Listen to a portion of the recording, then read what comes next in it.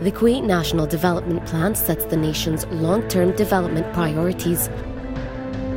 It's organized around 7 pillars or areas of focus for investment and improvement. Infrastructure. Develop and modernize the national infrastructure to improve the quality of life for all citizens.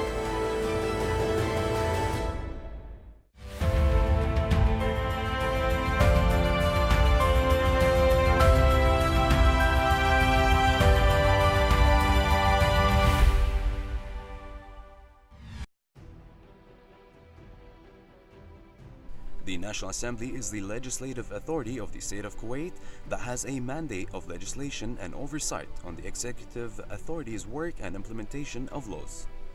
The Assembly is composed of 50 members elected directly by universal suffrage and secret ballot in accordance with the provisions prescribed by the electoral law. Laws are issued only upon the approval of the Assembly and the ratification of His Highness the Emir. The third chapter of the Constitution of Kuwait, issued in 1962, has described the articles and competencies of the legislative authorities in 3 main areas. Area number 1. Legislative affairs include the bills, decrees, and treaties. Area number 2. Political affairs include decisions, proposals, questions, interpellations, requests for debate, inquiries, and receiving petitions and complaints from citizens. Area number 3. Financial affairs include the discussions, debates, and ratification of public budgets and their annual final accounts, as well as the approval of the Assembly's budget. Built in 1985, regarded a clear model of architectural splendor, designed by renowned Danish architect Jorn Utzon. 10 years before its completion, the architect who brought us the Sydney Opera House made the Kuwaiti Parliament building to resemble an old, hospitable Arabian kiosk, overlooking the country's trendy Arabian Gulf Street.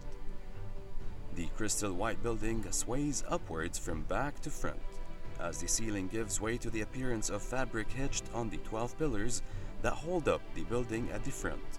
The main entrance is located at the front of the building, regarded the southern exit, just behind the pillars and under the highest point of the dominating curve. With a total cost of around 26 million Kuwaiti dinars, the hub of Kuwaiti democracy is situated over a 120,000 square meters premises. The ground floor hosts the offices of His Highness the Emir, His Highness the Crown Prince, and Parliament Secretariat employees, a ceremony chamber, a cafeteria, a library, a mosque, a resting room, and several separate meeting rooms. The building has 4 entrances, 2 in each of the building's northern and southern wings, as the southern wing is the entrance of senior officials, lawmakers, and esteemed guests. Abdullah Salem Hall has 2 floors, the first of which hosts lawmakers and cabinet members in addition to the press, while the second hosts spectators. Some 120 seats have been assigned for delegates, with 222 for the press, as spectators are given 736 seats. Due to the ever-increasing number of employees, expansion plans were adopted in 2008 for a supplementary building, over a 70,000 square meter area costing 30 million Kuwaiti dinars, with bridges linking it to the main structure. The new building, which is 78% completed but has been stalled due to the contractual differences, includes a basement and 5 floors. It has been equipped with 100 offices spread across the numerous building's floors, a parking lot in the basement, a library, an IT center, and a theater.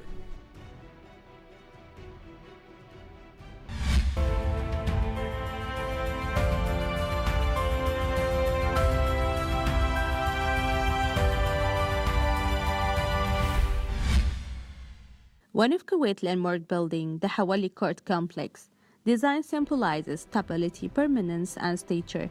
The architecture shows the quality with the use of clear sample form. Careful attention to interior light was developed to help ensure quality and fairness for all. Reinforced and innovative security technologies.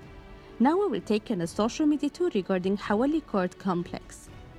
Here from a Saha Kuwait account, the building is located in the area around Hawali, with a total area of 148,000 square meters and consists of 2 sections consisting of the court complex and a multi-role car park for 1,200 cars. Here from News KTV account, achievements court complex project in Hawali area. And from Kuwait Development account, Court Complex is one of the major projects executed by the Ministry of Public Works for the Ministry of Justice in the Hawali area. And here from New Kuwait government account, the future of Kuwait is being managed by an effective government department. For more information or details regarding Kuwait development projects, please visit the website of Ministry of Works.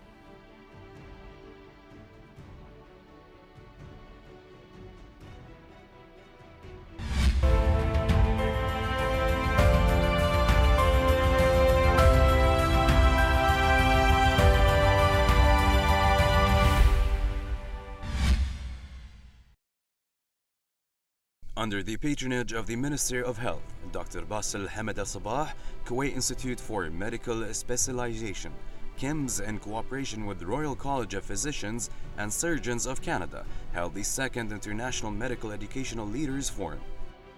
This is the fifth Kuwait Institute for Medical Specialization Conference on Advancing Residency Education and the second International Medical Education Leader Forum. This conference focused mostly on medical education that KIMS as an organization responsible about. It is for the clinical faculty, for the residents and the program director, as well as the chief of exam at Kuwait Institute for Medical Specializations. First of all, it's a pleasure and an honor to be here with KIMS Care and IMELF. I'm very proud to be here and grateful to be invited by the KIMS to be a part of this outstanding conference. This conference really has become, I think, one of the major medical education conferences in the region and even worldwide, as you can see by the international participation. It's a conference that addresses a lot of the changes that are happening in residency education, meeting the demands of patients that have changed with time. We can't really teach residents the way we used to, and I think this is what this conference is about. It also brings together leaders from around the world to collaborate in open channels on how we can learn from each other on improving the quality of our graduates, our doctors who are here to see our patients, our children, our parents, and that is really the mission that drives this conference. And again, that's one of the reasons I'm very happy to be here to participate. The Royal College of Physicians and Surgeons of Canada has been in a very important partnership with the Kuwait Institute of Medical Specialization for several years now. What we recognize is improving the health of any country starts with improving health education and essentially educating doctors and nurses and other health professionals in the best practices to care for a population. Today's conference is one of the steps in that direction by bringing doctors in training, by bringing those doctors that train those doctors to a single place to talk about what are the best ways to educate going forward and share best practices, not just between across Kuwait and not just between Canada and Kuwait, but also amongst other countries in the region and other countries abroad. Meanwhile, the Kuwait Institute for Medical Specializations was established in 1984 by order of an Emiri decree by His Highness the Emir of Kuwait. Since then, KIMS has been responsible for the education and training of physicians and dentists alike.